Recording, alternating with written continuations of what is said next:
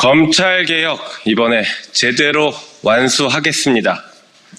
2020년 12월 29일 바로 이 자리에서 검찰개혁을 위한 첫 발을 내디딘 바 있습니다.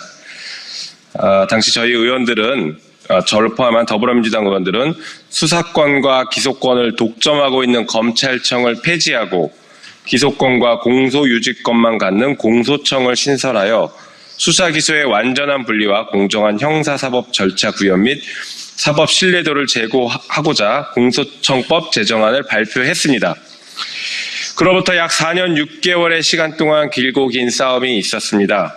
검찰은 기소권, 수사권, 영장 청구권, 수사 지휘권, 형 집행권, 국가소송 수행권 등 형사사법과 관련된 모든 권한을 독점적으로 행사하며 대한민국을 검찰공화국으로 만들었고 마침내 정권까지 찬탈했습니다.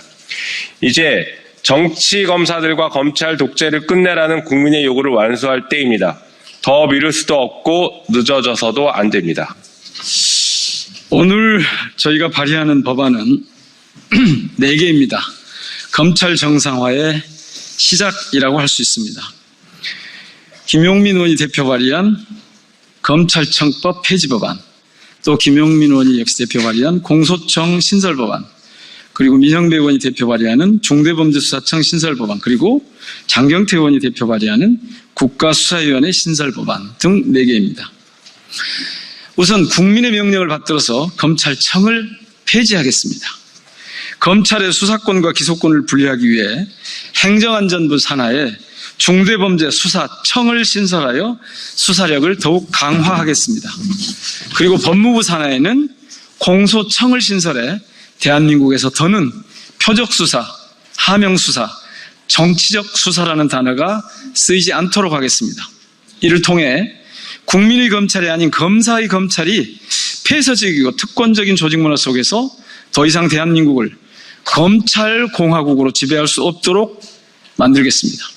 대한민국의 검찰 독재는 집중된 권한에도 불구하고 검찰을 민주적으로 통제할 제도적 장치가 거의 없었기 때문에 벌어진 일입니다. 제대로 된 증거 하나 없이 시간만 끌며 정치적으로 활용된 이재명 대통령에 대한 수많은 정적 제거용 수사, 먼지털이 수사는 과연 어땠습니까? 반대로 수많은 증거와 증인에도 불구하고 제대로 된 수사가 이루어지지 않은 김건희 관련 도이치모터스 주가 조작 사건, 명품백 수수 사건, 명태균과 양평고속도로 사건들은 또 어땠습니까?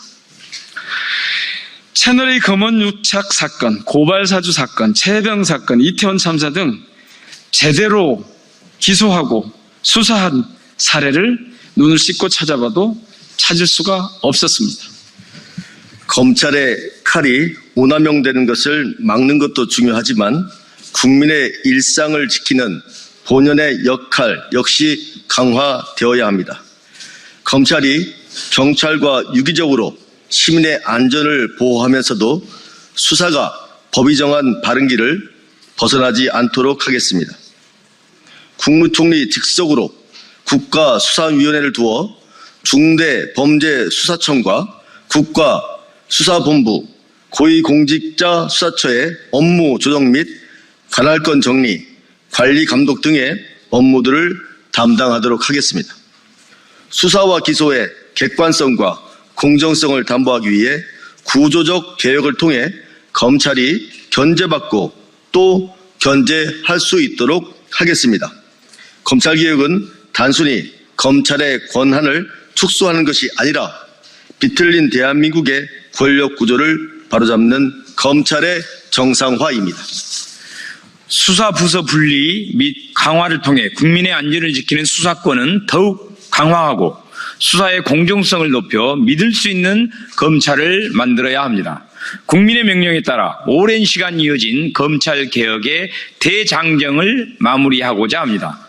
국민이 주인인 정의로운 형사사법 시스템, 민주주의의 원칙이 살아 숨쉬는 대한민국을 위해 오늘 이 자리에서 새로운 길을 열어가겠습니다. 검찰개혁 반드시 완수하겠습니다. 2025년 6월 11일 더불어민주당 김용민, 민형배, 장경태, 강준현, 김문수 국회의원 이상입니다.